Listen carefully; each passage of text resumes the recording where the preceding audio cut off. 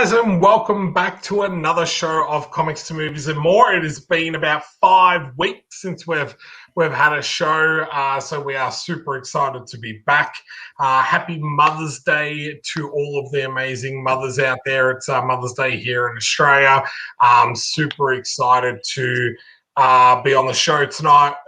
We have a very surprised guest who's decided to join us all the way from the US.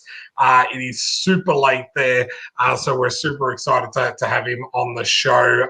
David Gay, the writer of The 13th Flavor.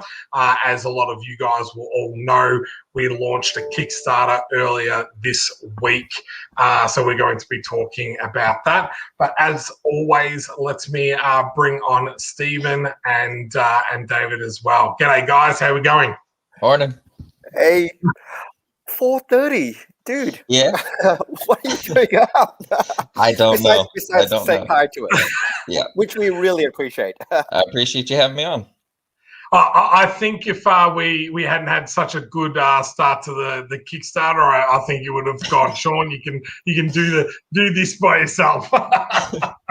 But we've had an amazing start, so thank you. Yeah. We really appreciate your time, mate. I do know it's super early there, so we really do appreciate it. And we appreciate everyone that is here on the show. So we'll just do a quick rundown to say good evening to everyone. So we've got Shane from COMICS2MOVIES. G'day, mate. How you going? We've got Lucas. G'day, buddy. How you going? Moira from the UK. So, hey, Moira, how you going? Darren, how you going, mate? Kieran from Halftone Productions, how you going? And yes, thank you very much. I turn Happy birthday tomorrow. The big 40 tomorrow. So after this, yeah, I'm gonna turn 40. So, before anyone mentions, the reason why there's no Star Wars posters behind me is I finally have the inbuilt office all set up. So I'm out of the cinema room, and the cinema room is all set up for that. And my wife, I already know what my present is. She actually bought me a whole Star Wars comic collection. So nice. I've got about 330 comics coming from the US. So very, very excited about that. Some really cool key comic issues and everything like that. So I digress. We're here to talk about Batman Begins and The 13th Flavor. So Stephen, I'll let you start off. You picked this movie. Why'd you pick Batman Begins? The main reason to pick it was really to tie into The 13th Flavor because and David can elaborate a little bit more when we talk about the Kickstarter. But it's Hercules is really the hero's journey. And the funny thing is, the hero's journey is actually broken into 12 parts, which actually kind of mirrors Hercules, the 12 task. So the reason why, it's the restart of the Nolan universe, which I really enjoy. Previous to this, Batman went campy, which, it was bad. And I won't get much into it. I hated it. I like the Keaton Batmans a little bit, but the ones where, look, I'm sorry, I love Arnie, but that movie was bad. It was campy bad. I mean, it's so bad it's good type movie, but that's not what I want. Nipple bats. That's what I loved. The nipples on the suit, Oh, the Bat Visa, The Bat Visa.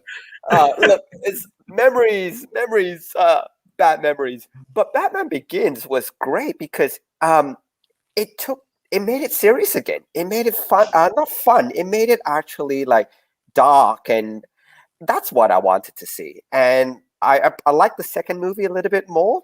Third movie had the best quotes, but story-wise was not quite as cohesive. But the first one, it was the classic. It brought everything back. Just before we dig too much into the movie, and look, really glad that there's so many people on the chat as well. Just to touch a little bit on the hero's journey, it's really broken up into 3 parts. So I know there's a lot of really writers and creators who are listening, but basically there's something that happens to the hero that makes him leave his world.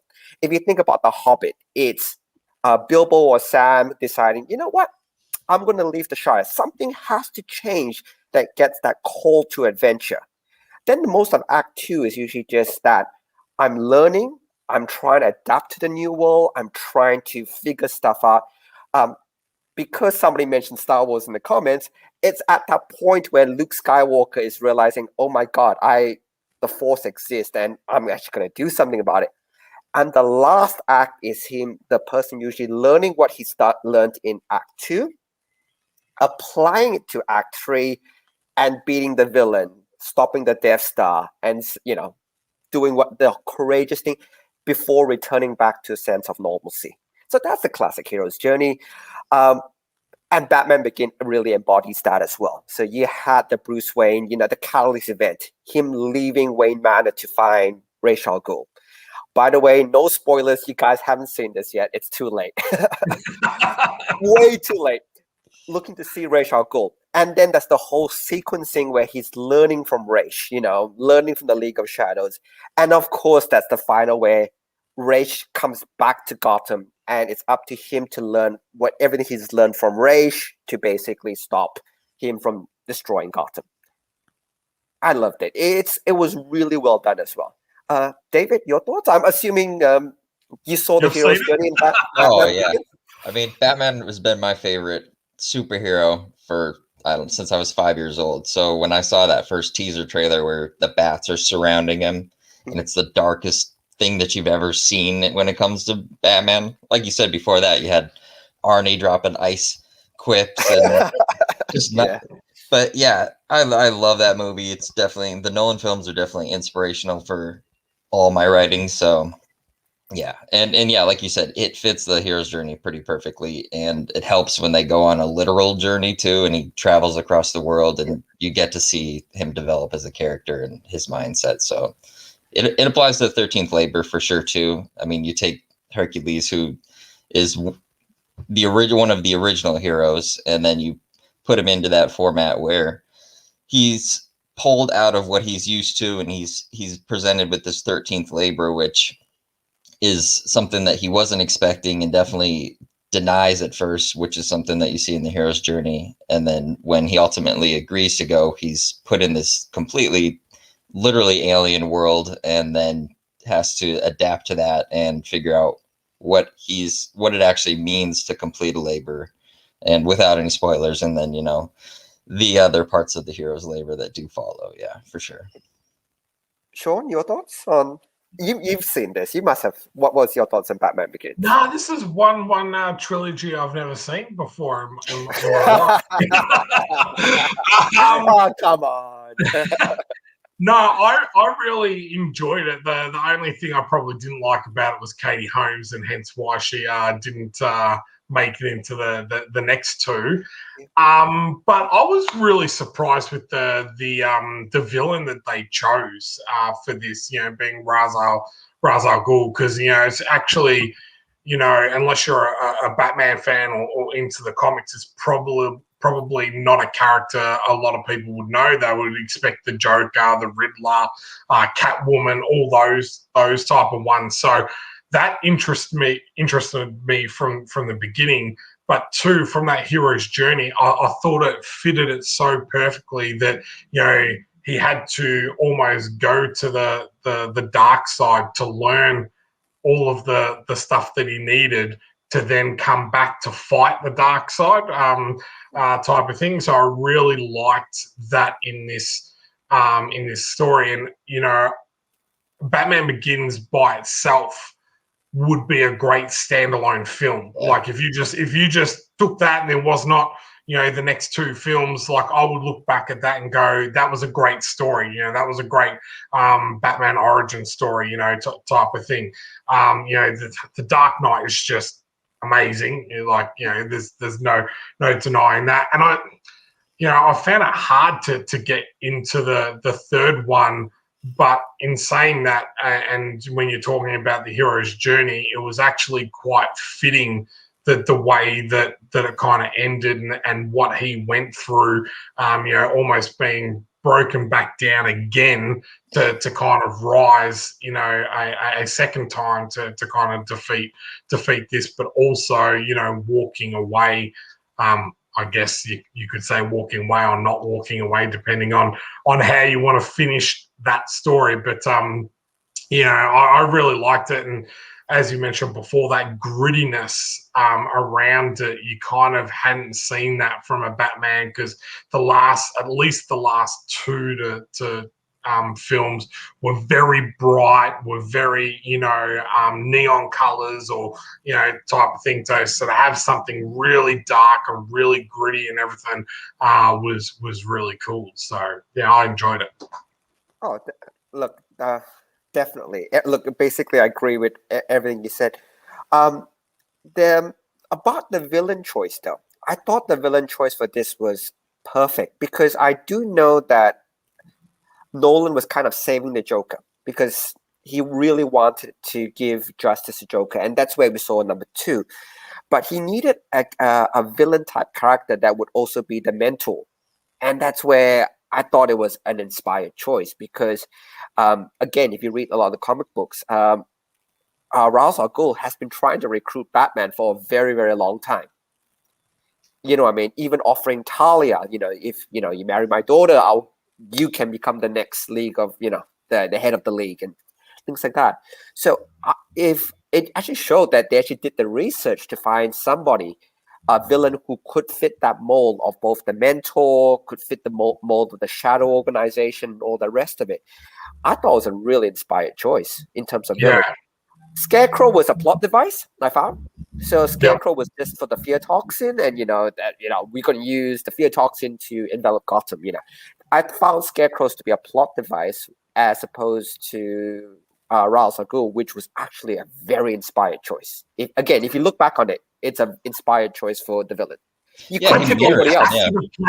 Played the Scarecrow, but I thought he fitted that Scarecrow. I thought that was quite well, because without the mask, he was just like, you know, this average psychologist looking guy and everything. But as soon as you put the mask on with the toxin, I'm like, oh, this is cool, type of thing. But it is quite clever how they did use the two, one for actual, you know, character driven reasons, and then one for just the plot reasons in being able to do certain things like the fear toxin and stuff. So,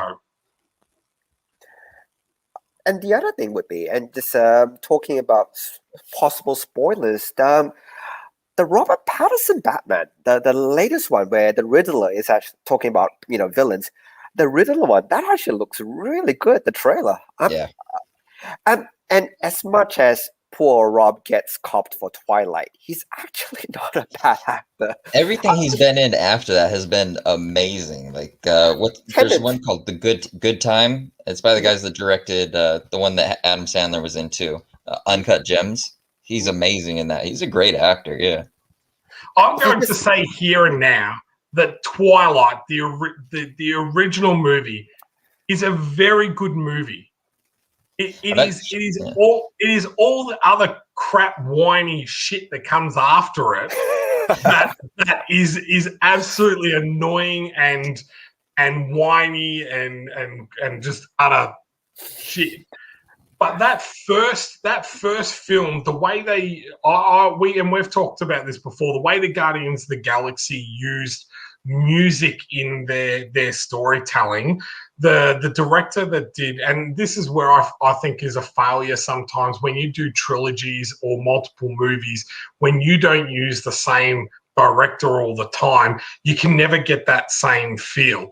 And the director that did Twilight used music, like Paramore's music, in certain parts of that film, just absolutely to perfection. Like every single time one of those songs come on, I can go, "Yep, that's when they're playing baseball. Yep, that's when you know, they're here. That's at the very end when he's fighting."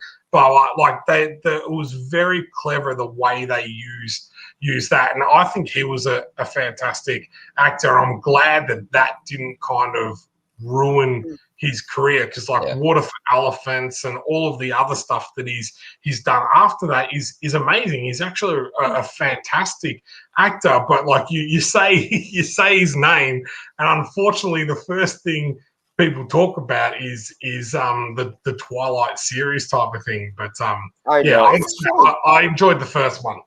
So love me or hate me. No, but I loved him in Tenet. I think that's his latest movie, the one that he was fantastic in that. He was absolutely fantastic in that, and it shows that he's grown as well. So that's why I'm really looking forward to the next Batman, because that trailer looks really good. And I don't know if you know, but in part of that trailer, they actually had the Riddler actually wrote a code out and sent it to. That was actually a real cipher, and people who had too much time on their hands actually cracked the cipher. So it's a real cipher. It was cracked. I can't remember what it said, but I thought, that level of attention to detail, and you thank the director for that, makes me think it's going to be a really good movie. Because if you could easily just have made it a junk ransom note that meant nothing, but it was actually a real cipher. They didn't mention it, but some people cracked it, and there was actually a real message at the end of it. That's attention. Have either of you seen the behind the scenes part that they just dropped a day or two ago, which was about the director talking about the movie? Not yet. What did he say? So he's come out and said that it's not an origin story. So he's already Batman, but just very early in his years as Batman, which I think is fantastic, because I think everyone knows who Batman is by this stage. We don't need another origin. But the origin story is going to be around the Rogues Gallery of villains. So it's going to be, Selena Kyle. It's going to be the Riddler. It's going to be the Penguin. So it's going to be like their origin story. So I feel like Batman is kind of like, I guess, in Michael Keaton's Joker, that he might be the reason why they turn into who they are, type of thing. So I'm like, I think that's a nice twist and everything, rather than sitting through another movie going, okay, this is how he learns to become Batman, and yes, this is the villain he's going to fight on this one. So I'm really interested, and it sounded really exciting. And yeah, if you get a chance, check it out. It only goes for I think about 1 minute and 30 seconds, but again, they talk about the attention to detail, like the cipher and that type of stuff, which shows that they've got a real passion, I think, for this. So I think it's going to be much better than I probably was thinking at the beginning. So. Oh, well, look, we can't play it on a live stream because we get struck for copyright, but we'll watch it straight after this stream. How's that, Sean? Been there, done. No more strikes, Sean. No more strikes. So yeah. Oh, but in terms of, say, the next part of it, David, what did you think about the rest of the trilogy? Because the rest of the trilogy isn't quite Hero's Journey, as you probably can imagine, but what did you think of 2 and 3? I mean, Dark Knight is probably my favorite movie of. I wouldn't say it's my favorite superhero movie. It's close to being my favorite movie. I think obviously Godfather and those ones are probably my favorites. But yeah, the tease at the end of Batman Begins when Gordon shows him the Joker card, like that just got me so hyped for The Dark Knight. And then The Dark Knight just surpassed all of my expectations of what Heath Ledger was going to do as the Joker. And The Dark Knight Rises, I thought was good, but it's really hard to come back from hitting your peak at The Dark Knight and then not being able to bring back somebody like Heath because of what happened. So it's like, the trilogy is amazing. It's a testament to film in general, just what he was able to do. But yeah, the second's definitely my favorite. Look, they talked about bringing in Johnny Depp for the Riddler, and man, I would have been down to see that in Nolan's universe. But I think following Heath, so I just don't know who or what character would have been able to get it to that type of level, type of thing again. It would have to have been something exceptional to kind of bring it back up to that level again. So yeah, especially if there's any plan for Heath to come back in the third one. It's kind of hard when you've got a route that you're planning and you've got it centered around a specific villain who mirrors Batman in a certain way, and then you're like, okay, well now we have to readjust. And it seemed like he just kind of wanted to make the third one to be able to make Interstellar or whatever movie was after that. It seems like one Batman for WB, then one movie for him, and then that's kind of seems like what Nolan was doing at that time. Yeah. That's actually one really interesting theory for the Joker, the Dark Knight one. Is the theory behind it is that Batman's not the hero in the second one. The Joker is. And I don't know if you've heard this theory. And I like it. It's an interesting play on it. But in the beginning of the Dark Knight, corrupt officials, crime is rampant, crime is organized, and Batman's actually not making much of a dent. He's not doing much. He's still picking off street levels, but he's actually not making any dent on anything that happens. Look at what the Joker does. Joker disassembles the entire organized crime. He destroys all their funding. He burns all their money, destroys all their funding. He gets the Dent Act through, because before that, the officials would not target organized crime. He gets the Dent Act through. He basically eliminates almost all the corrupt officials, and he eliminates all the corrupt cops. So if you think of it from a really psychotic way, the Joker did all that. So the Joker's the hero, not Batman. If he had stopped right there, yeah, and not tried to blow up a boat full of people. Oh no! What's a hospital or two? Come on. Yeah, it was empty. It was empty though. He made sure they got it empty. So there you go. But it's a really interesting twist that if Joker's plan was basically to get rid of all organized crime, get rid of all funding, get rid of all the corrupt officials, and get rid of all the corrupt cops. He does all of that in one movie, and something that Batman didn't do. That was very efficient. Yeah. Yeah, I remember reading something saying that people thought that he had a military training from this movie, the way he handled himself in a lot of situations, and I thought that would have been interesting. I like that they never delve into it, because I think that's what makes the Joker interesting, is that you can fill in who you think he is versus this. He's this specific guy. He's the stand-up guy. He's the gangster guy. But thinking that he was in a military aspect and got disillusioned with the military, especially like American military, and had to come back to the States, and this is how he decided what he was going to do as an outlet, is a fascinating theory on things too. So yeah. I just love the fact how he just changed his stories of how he got his scars. Oh, yeah. I was just like, I thought that was so cool, because you're just like, oh man, did that really happen to you? And then the next time he tells the story, you're like, hang on a sec, that was not what he said before. And then at first I was like, oh, did they mess that up in the film? Not kind of like getting that he's just, I don't know, crazy, not kind of knowing. So yeah. But a few people made a few comments. Jackie has said, I heard a crazy story on the Fat Man Beyond podcast that the DCEU was going to spin off these Batman films. Don't know how much truth there is to it. Crazy, though.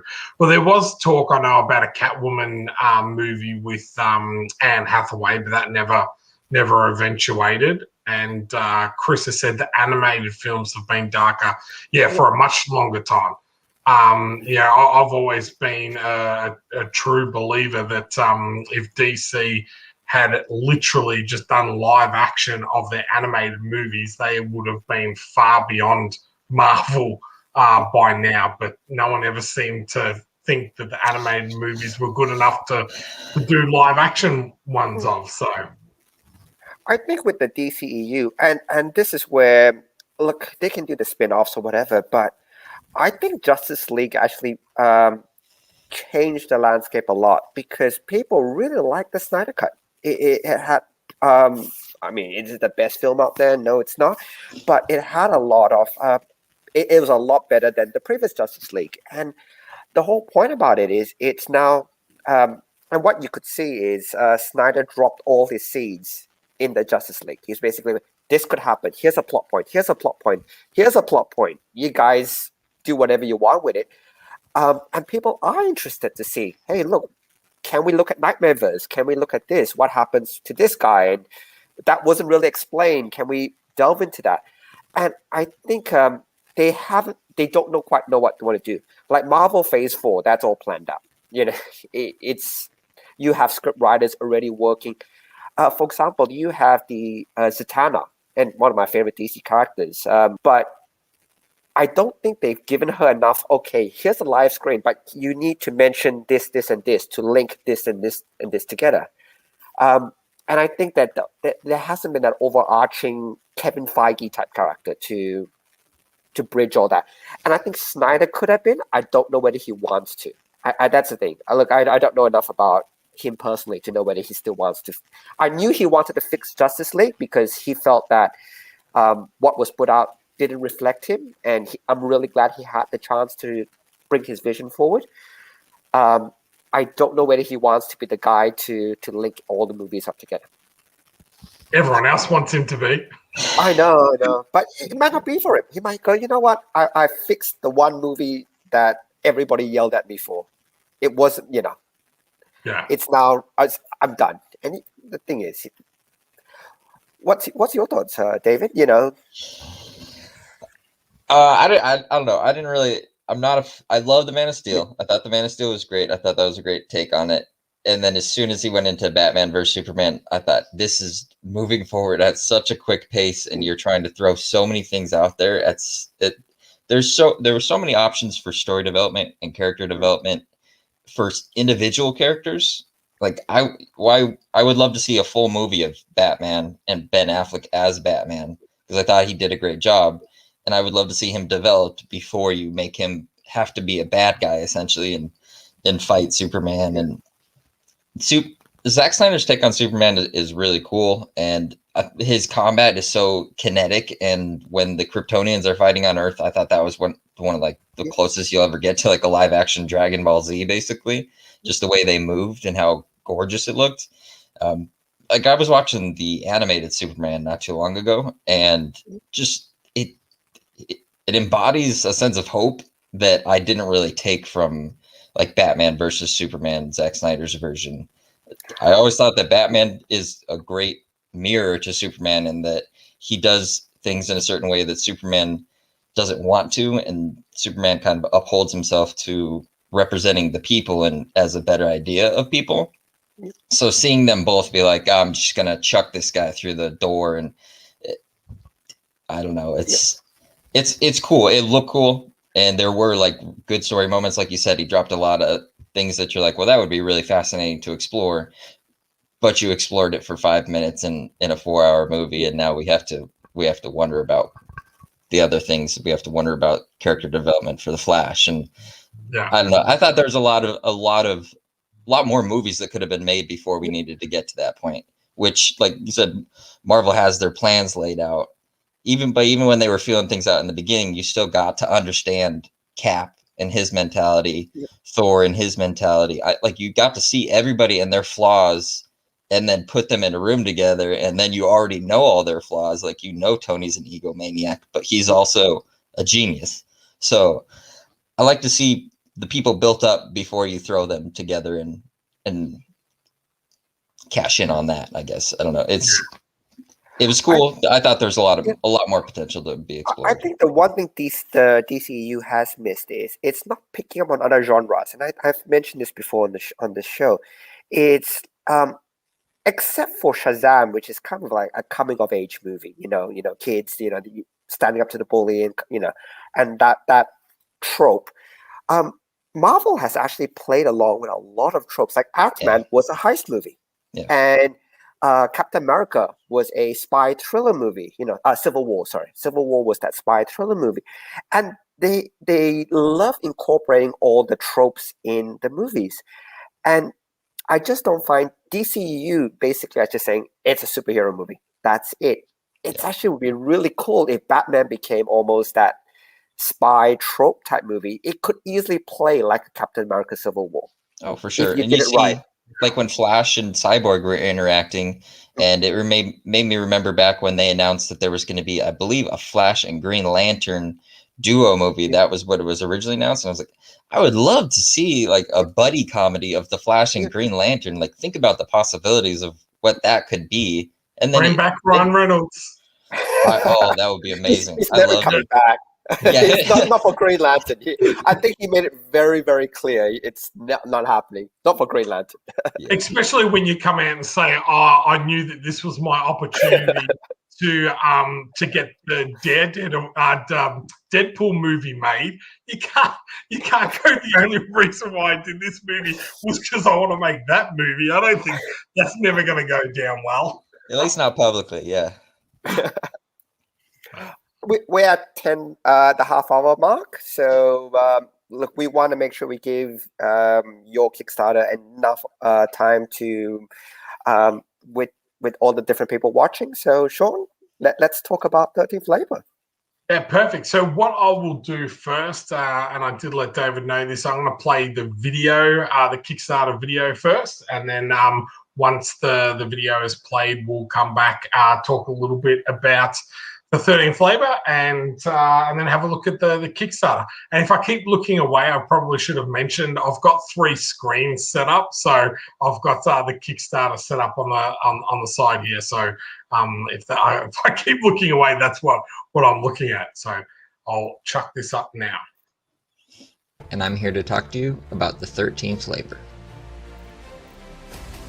The 13th Labor is a fantasy sci-fi comic written by myself, illustrated by Arturo Mesa, and lettered by Tom Napolitano. The comic picks up just as Hercules, Greek demigod of swollenness, is finishing up his 12 labors. Labors that have taken years off his life, but have left him no closer to the peace of body and soul that he seeks after the death of his family. Never one to miss exploiting his own children, Zeus offers Hercules a final labor, one that will take him thousands of years into the future and will determine not only his fate, but the fates of everyone on Earth. The 13th Labor is a family drama wrapped in a bloody tale of gods and aliens. If you enjoyed comics like Jupiter's Legacy, League of Extraordinary Gentlemen, Thor, or movies like Immortals, Guardians of the Galaxy, even Little Miss Sunshine, stories where heroic accolades are earned, not given, then the 13th Labor is definitely for you. This is the very first printing for issue 1 of the 13th Labor, and we have some outstanding rewards for this campaign, including personalized sketches from the seriously talented Arturo Mesa, as well as 2 variant covers exclusive to this Kickstarter only. Thank you everyone for your constant support, and we can't wait to show you what's next. Seriously, That's really cool. The first question I have to ask was, were you able to do that voice recording all in one go?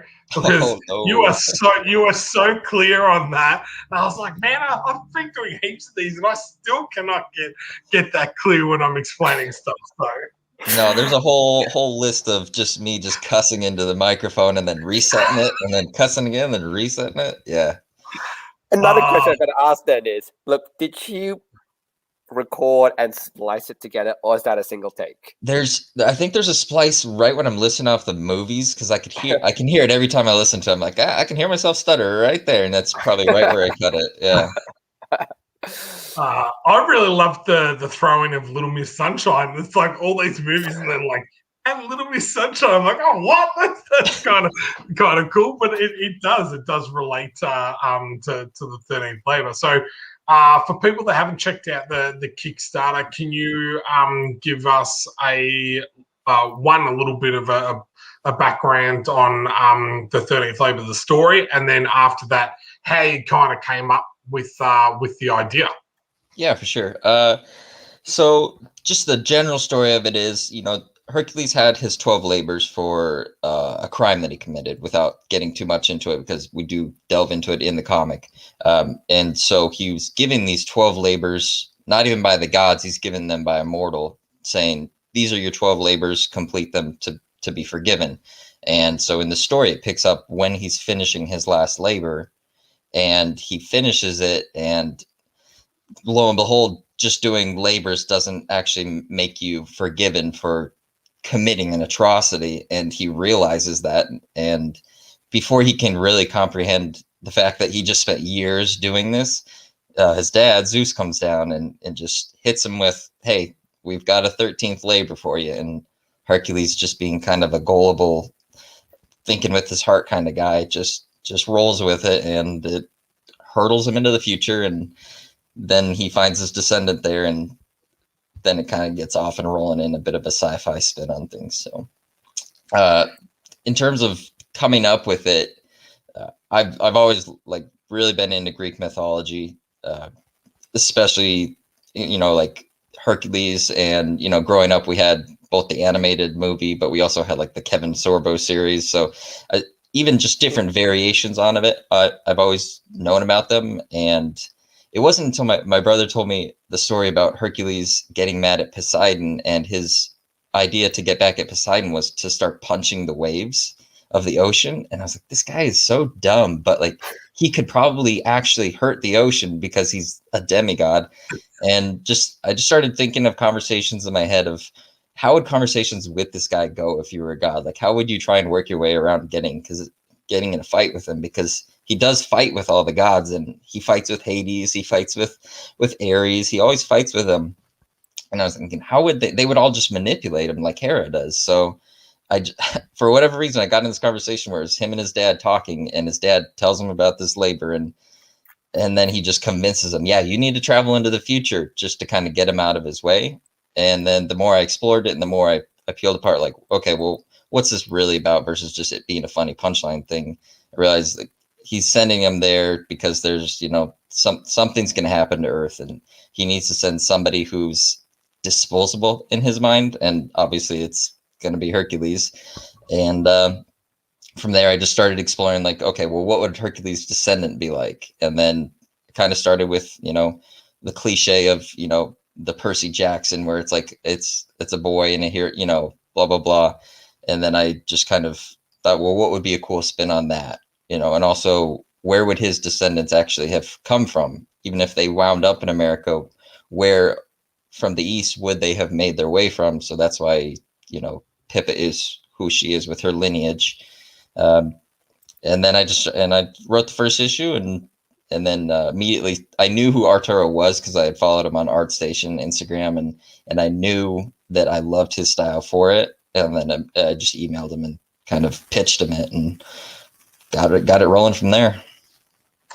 I have to say that and how I got into this was that I actually backed this book on Kickstarter myself. I was super disappointed that it didn't get funded, and I reached out to you to see whether you would be kind enough to let me bring it into the Comics to Movies family. And I'm super grateful, and I thank you for allowing me to kind of venture into your world. But we do have a few people here. Shane was the #1 backer, so I have to say thank you very much, Shane. Moira has also backed, so thank you very, very much. And Ash Maddie, who is a phenomenal artist here in Australia, has said this book looks amazing and fits the Comics to Movies brand perfectly. So if you don't know much about my other books, they're all based on historical or mythology type story. So that's why I loved the 13th Labor. But so I know for you did start this on Webtoons. How did you go about that process rather than, you know, coming to a Kickstarter or another crowdfunding platform to begin with? What made you go to Webtoons? I wanted to build a fan base first, because, like, as you've seen, I don't get into social media a ton. I don't have a Facebook, so it's like the typical ways that people would draw attention to their projects. I have just stubbornly avoided them for the most part. So Webtoons is fun just because the audience that you get, and they interact every time you post. You know, you only post a couple pages at a time, so you get to really feel out what people think about it, and it grew pretty well on there. And that's why I thought it was ready for a Kickstarter at that time. But people willing to read a book for free and people willing to fund it, it's a different thing, because you don't always have that money to fund, you know, to pay for a comic book, whereas Webtoons is free. But it did help build the audience a lot, and there's a lot of people on there that are super supportive of the Kickstarter too. So how many pages is issue 1 planned to be? 32, I think, right? Okay. Yeah, 32. So, how far have you planned the story arc? Is it like I always ask? Is this a definitive start and there's a definitive issue 7? It ends, or is there something that you think it's something that keeps like a Spider-Man that keeps? Hey, look, there's more stuff that we can always add to it. So it's definitely definitive. It's 8 issues. Hercules' story is it's 8. You can at the end of the 8th issue, you for sure I feel like we both feel satisfied with where we're at. It's open. It's always open, just because there's always more room to grow.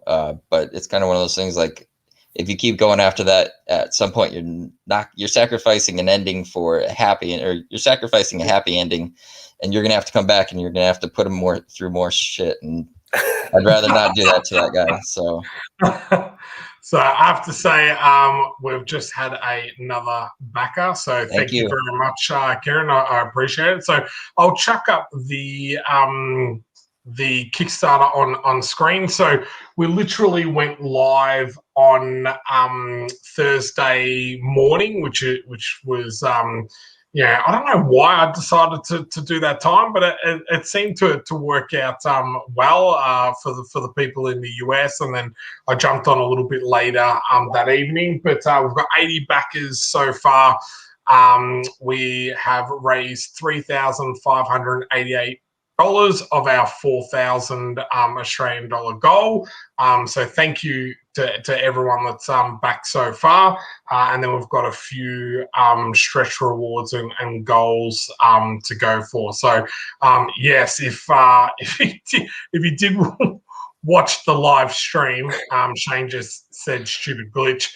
I thought it would be cool to go live actually on the stream, not realizing that even though I clicked launch, for the next 20 minutes, everyone that was trying to get onto the Kickstarter, it kept on coming up with the coming soon page. So comic creator tip number 1, launch before you do a live launch, even if it's only a couple of minutes or so that when you're on live, that people aren't trying to get on and they can't get on. So how did so you pitched Arturo, which I love his style. Yeah. I'm very much a person that I'll only back something if it's visually appealing to me.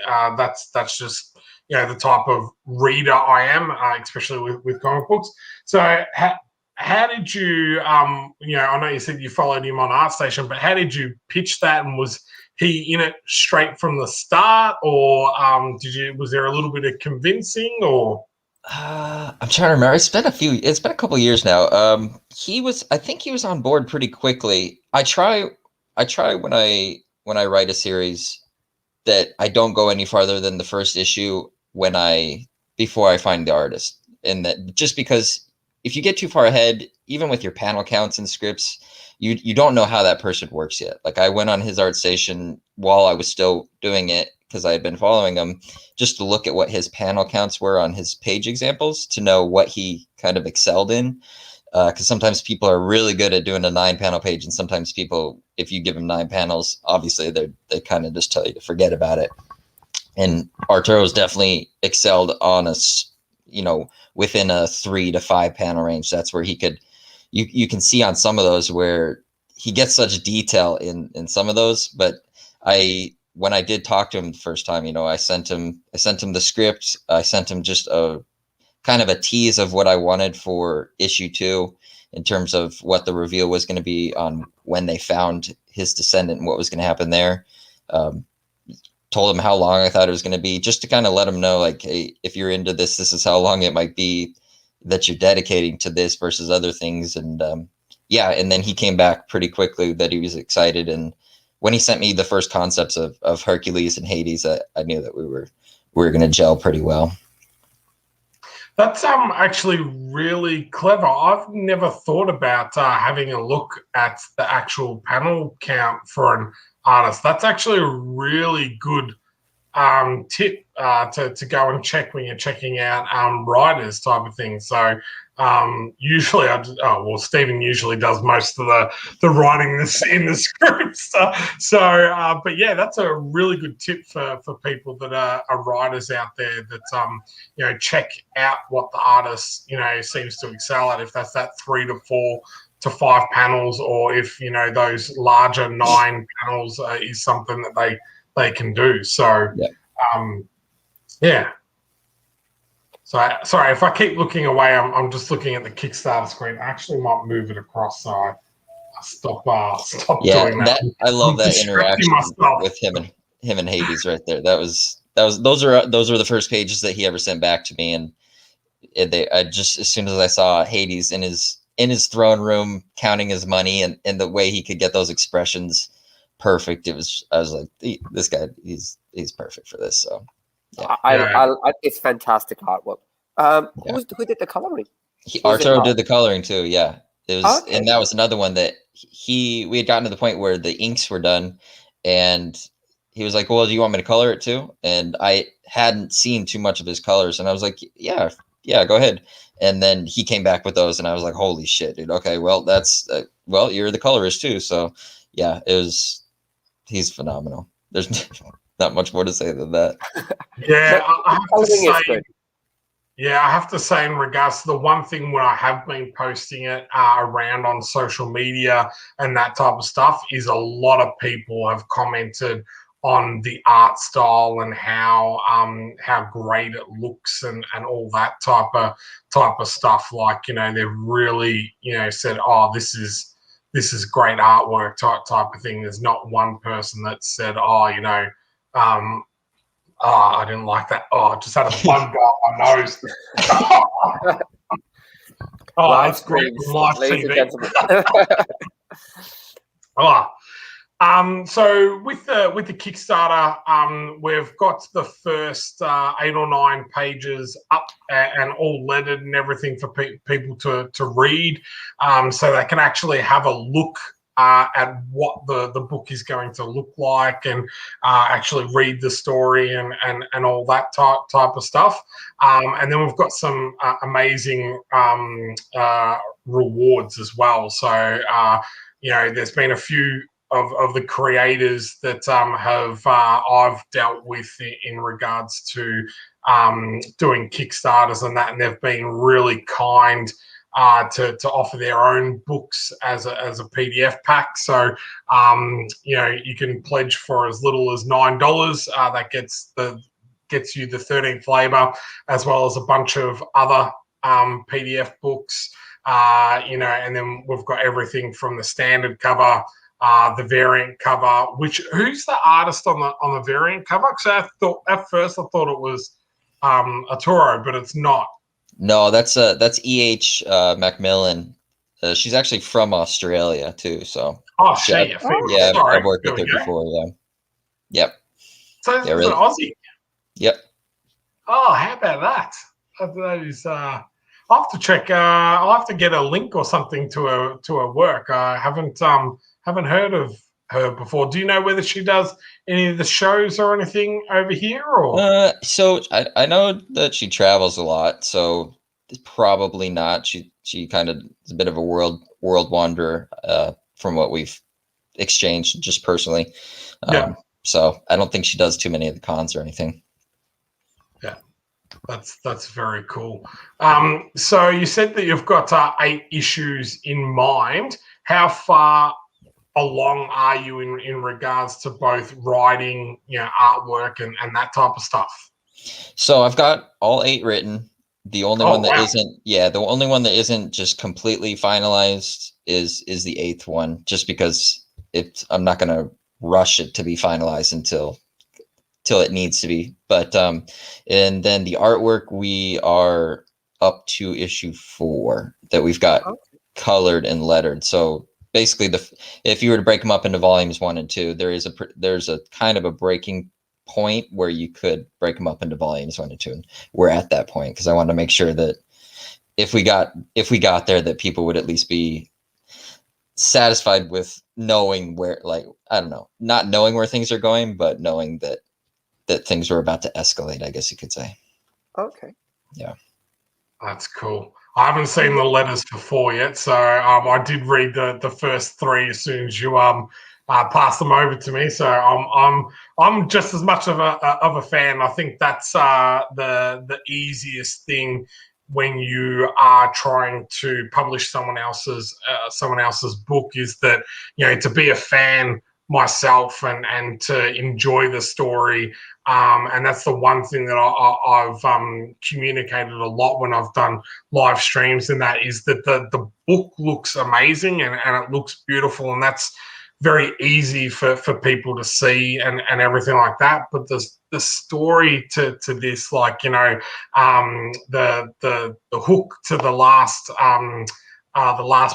page in the first issue, like that just really got me, and you know, this was something I'm really passionate about getting out into other people's hands, because I think that this is an amazing story that I think a lot of people you know, will be able to relate to a little bit in regards to where the story is going and that as well. So if you've come from any sort of hardship or being the underdog or any of that type of stuff, it's a really good journey to follow as well. So I know you mentioned another previous stream about the drawn-in rewards, because, sorry, excuse me, one of that's actually a very, very popular reward. How are you guys doing it for this campaign? So for this one, instead of actually drawing them into the comic, just because it's already finished, so Yeah, it right. would be pretty obvious if we just threw in a page where it's just for random, you know. But so we're doing an exclusive cover where I think it's limited to 5 backers, right, Sean? yep, correct. Yeah. So it's 5 backers, and they'll be drawn into their own cover, and that's also going to be illustrated by Arturo. So you can, even with that cover that you've got shown right now, you can kind of imagine what he can do with that kind of space on a page with those characters. So I've got a lot of ideas for what I would like to do, and you know, if there's enough backers on there, I'd love to just run it by him and see what kind of blood and chaos we could put on the front page for those guys.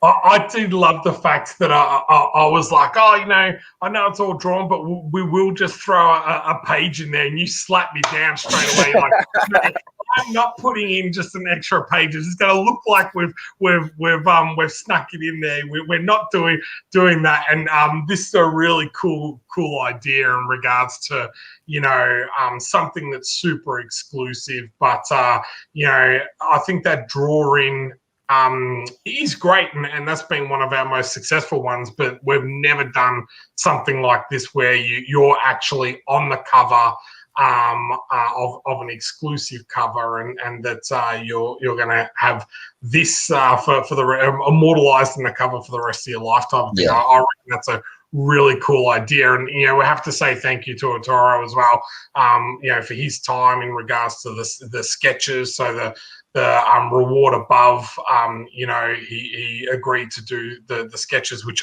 again are just beautiful. I couldn't believe when that was just pencil. I was like, man, that is so beautiful. And then, you know, to do the cover, and then also, you know, I think I snuck this one in without permission. David, is that right? He was cool with it. He was cool with it in the end.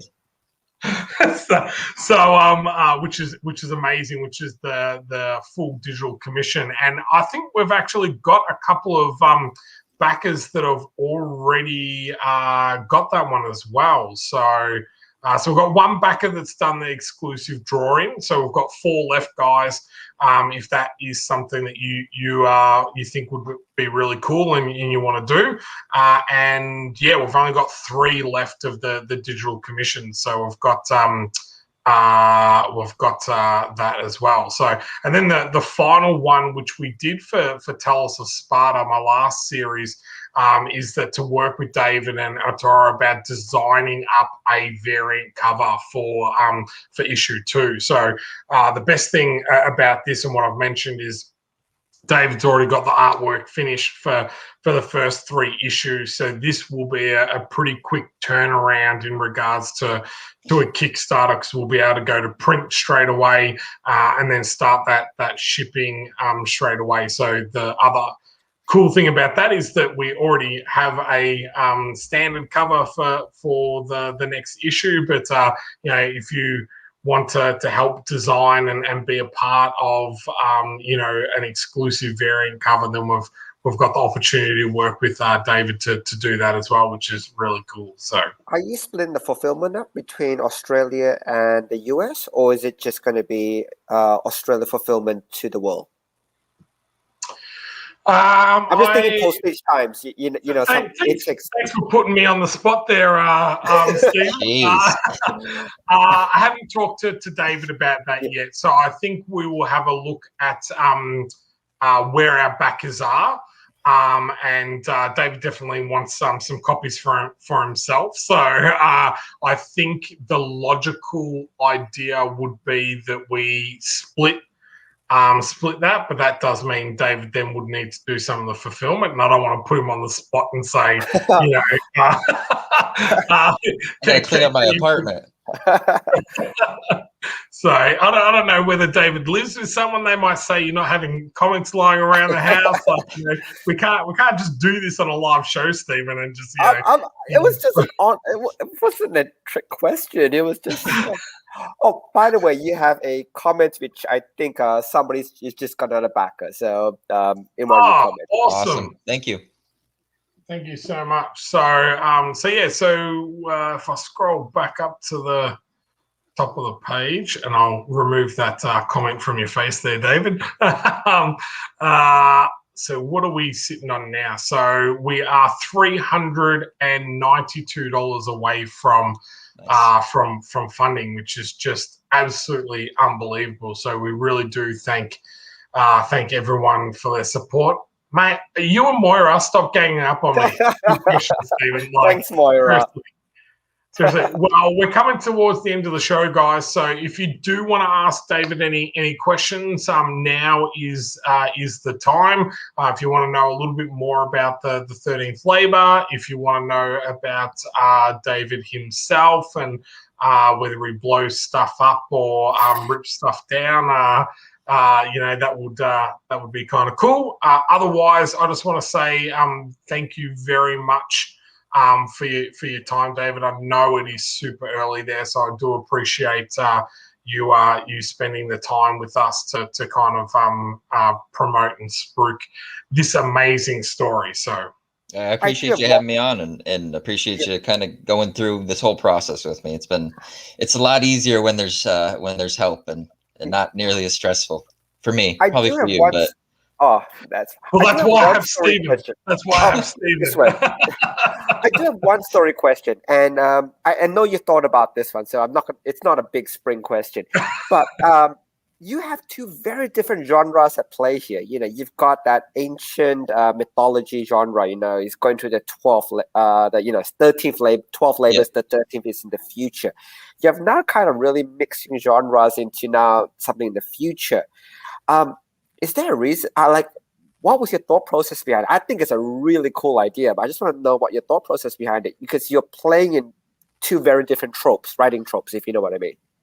My 2 favorite tropes, my 2 favorite genres. I don't know. Well, once you get to the future and then you understand how the tournament is going to work, it kind of feeds into itself on like, well, this is a I don't know how much I should say in terms of spoilers. Oh no! If it's a read and see, I'm happy to. No spoilers. If it's a read and see, I'm happy to wait.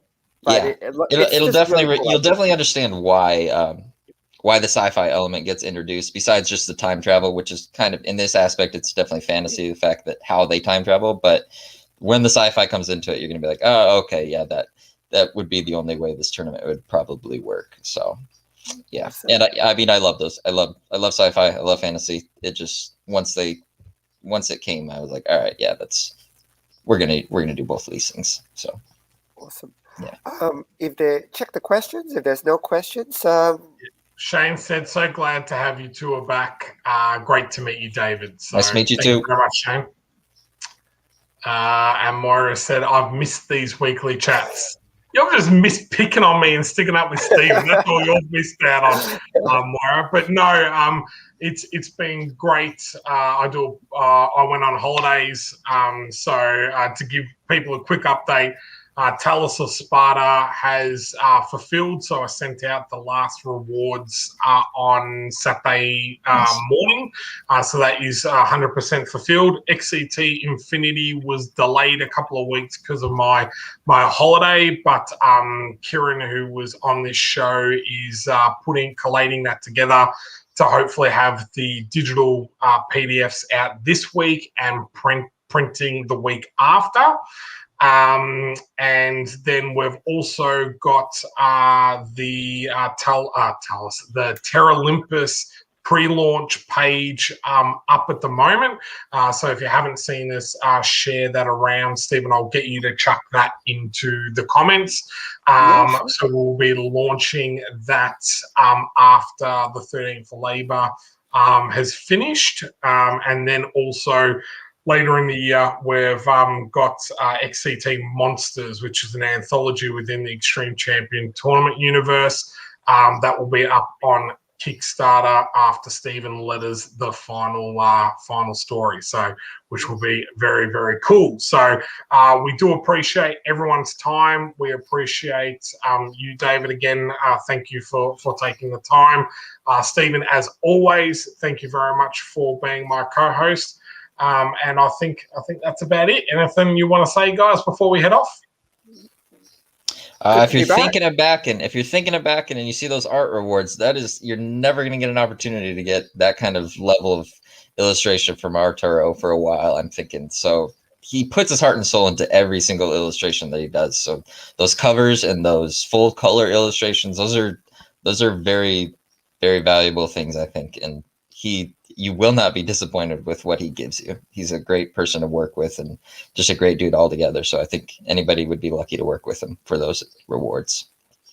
Yeah, no, look at that. I was just like, every time I see him, every page you can see. I'm just, yeah. Even with the sheep in the background. And I think I don't know if you have the page up, but on one of the pages with Cerberus, he's got on their eyes, he's got skulls for their pupils too. I don't think it might be when he's talking to the king. Oh, it's not up there, but just the detail. That's the next page. Yeah, that's the next page. It's crazy. Yeah, I didn't want to give too much away. Fair enough. Yeah. Okay, well, thank you very much, guys. Grace has also said, great to have you guys back. Thank you very much. We've got people all around the world watching, so we really appreciate you guys. Again, the 13th Labour is running for another 27 days, so you do have time. Remember that if you pledge now, it doesn't come out until the end of the campaign, so you can pledge early, and it won't come out until we finish up. I will be doing a live stream prior to the end of the campaign as well, as we count down the end to the campaign. So, but thank you again, guys. Thank you, everyone. Thank you. I don't know if you can go back to sleep now, David, but the sun's up now. It's too late. Awesome. Well, thank you so much, guys. Thank you. Thanks.